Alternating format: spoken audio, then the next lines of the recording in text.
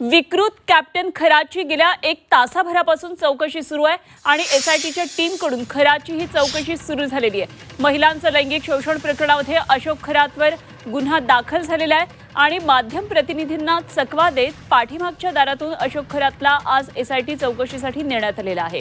Captain Ashok खराची अनेक बाबींनी आता चौकशी होणार आहे।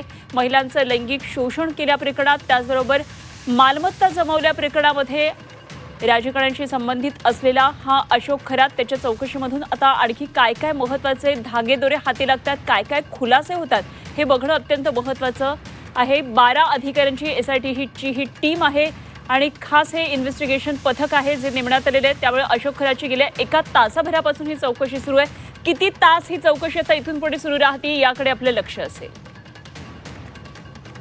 सागर गायकवाड आमचे प्रतिनिधी नाशिकमधून थेट आपल्याबरोबर जोडले गेलेत। आणखी सविस्तर तपशील सागरकडून अपडेट जाणून घेऊया। सागर, गेल्या 1 तासाभरापासून चौकशी सुरू आहे, खराची स्पेशल इन्व्हेस्टिगेशन टीम काम करते।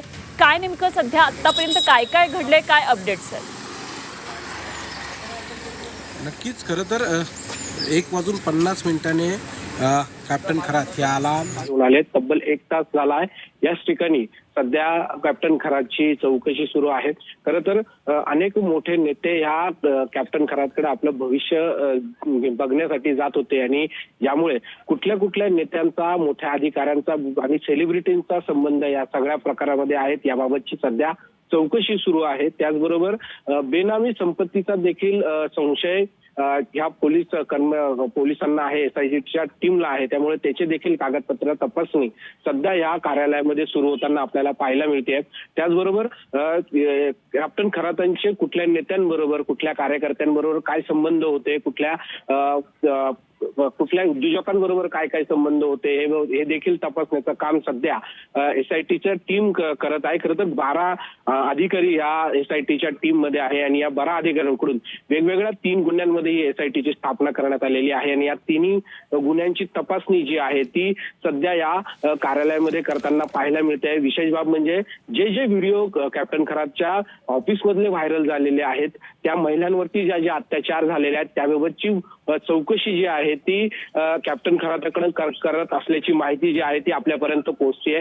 त्याचबरोबर घरातून काही कागदपत्र हस्तगत करण्यात आलेले आहेत, ते कागदपत्रांची देखील चाचपणी जी आहे ती एसआयटीच्या ऑफिसमधून सध्या ऑफिसरांकडून चौकशी सुरू आहे।